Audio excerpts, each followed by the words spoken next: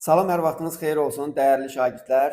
Artıq buraxılış imtahanı yekunlaşdı və 9 mart və 15 mart, yəni 15 mart bu gün imtahan olan kimi uşaqların bir çox sualları artıq yağmağa başladı. Müəllim, hansı çətin idi, hansı çətin idi? Elə istədim qısa şəkildə bir video çəkim bununla bağlı sizə.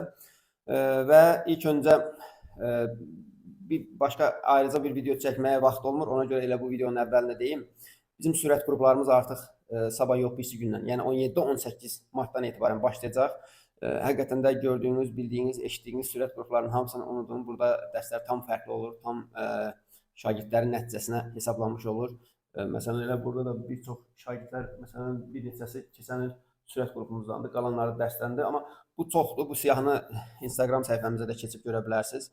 Və eyni zamanda ətraflı məlumat üçün bizim nömrələrimizi artıq ekranda görürsünüz. O nömrələrə yazıb məlumat ala bilərsiniz ki, məsələn, necə olacaq dərslər, nələr daxildir bura. Yəni, bunlar haqqında ətraflı məlumat ala bilərsiniz. Həm dərslər izah olunacaq, həm sınaqlar işlənəcək, həm seçmə suallar işlənəcək mövzular üzrə.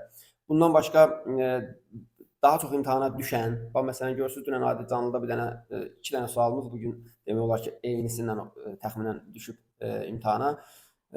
Belə, yəni seçilmiş və daha çox sizin qarşınıza imtahanlarda çıxa biləcək, blok imtahanında qarşınıza çıxa biləcək suallar işlədəcəyik sizə.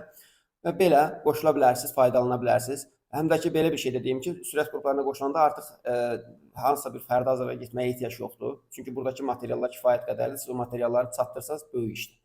Bu belə iş olur. İndi keçək əsas məsələ bugünkü imtahanla bağlı danışaq. Baxın, mən imtahanın suallarının hər ikisini gördüm, analiz elədim. Çoxsaylı suallar gəlir ki, bayaq dedim, müəllim, hansı çətindir. Amma düşünürəm ki, məsələn, hər ikisində çətin səviyyəli və eyni tipli suallar var idi. Hansı ki, ikisinə də aiddir, birinə aiddir qrammatikada. Mətndə də eynən çətinlik səviyyəsi, ağırlıq səviyyəsi, vaxt aparmaq səviyyəsi eyni, yəni çətin olan suallar hər iki imtahanda var idi. Mətnlərin ağırlığına gələndə birazca 15 mart, bir balaca 15 martın mətnləri daha anlaşıqlı kimi gəldi mənə. Amma 9 martın mətnləri biraz daha ağır idi kimi gəldi. Amma ümumi götürsək, məsələn ki, hansı çətin idi desəm, vallahi seçim eləyə bilmərəm. Yəni bunu mən sizə deyim. Çünki burada da kifayət qədər ağır suallar var idi. 9 martda da eynən kifayət qədər ağır suallar var idi.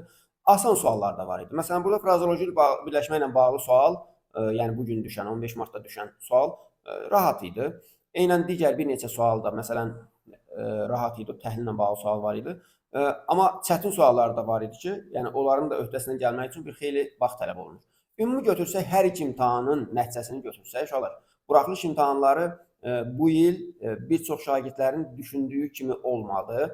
Amma bunun sizə və gələcəyinizə və toplayacağınız bala və daha doğrusu toplayacağınız bala ola bilər təsiri olar da, amma düşəcəyiniz ixtisasa bir təsiri olmayacaq, çox güman ki. Yəni, bu imtahanın birini çətin, birini asan eləsəydilər, təbii ki, bunun təsiri olacaqdı. Asan imtahanda daha çox uşaqlar nəticə göstərmiş olur, amma çətin imtahanda biraz az nəticə olur. Onda nəticələrə təsir edir. Amma belə bir nəticəyə təsir eləməyəcək. Çünki sizin hamınız demək olar ki, belə deyək də, ortalama məsələn 29, 30 yazmalı olan şagird 29 yazır. 29 yazmalı olan şagird 28, 27 yazır. Və ümumi balans aşağı olan da bunun sizə heç bir problemi yoxdur uşaqlar.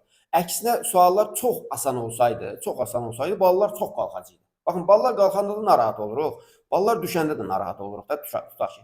Biz nə istəyirik yəni? Bir düşünün, məncə siz artıq heç nə düşünmədən, etiraz falan, belə şeylərə gərək də yoxdur.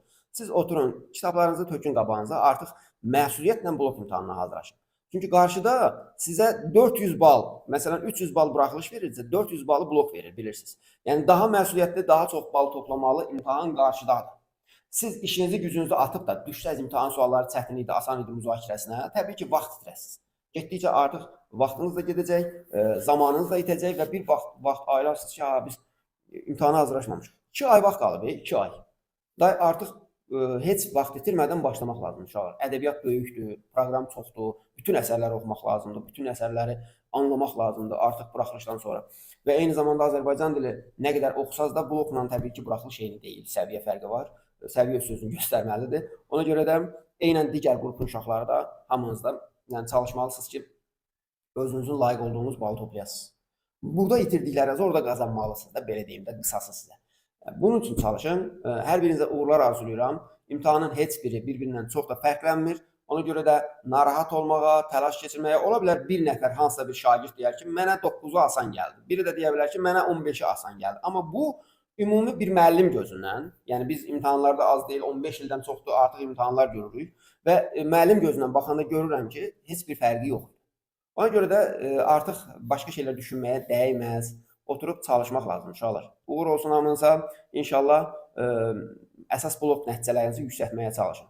Çox çalışmaq, çox test işləmək, çox sınaq işləmək, bax bunlar lazımdır. Sınaq demişkən, sınaq qruplarımız da artıq bu günlərdə başlayacaq. Onun üçün də müraciət edə bilərsiniz. Sürət qruplarımızın qeydiyyatı demək olar ki, 17-si daxil. Düzdür, sonra da qoşulmaq olar, amma biraz gec olacaq da. Yəni əvvəlki proqramı özünüz çatdırmaq olasınız. Belə, hələlik özünüzə yaxşı baxın.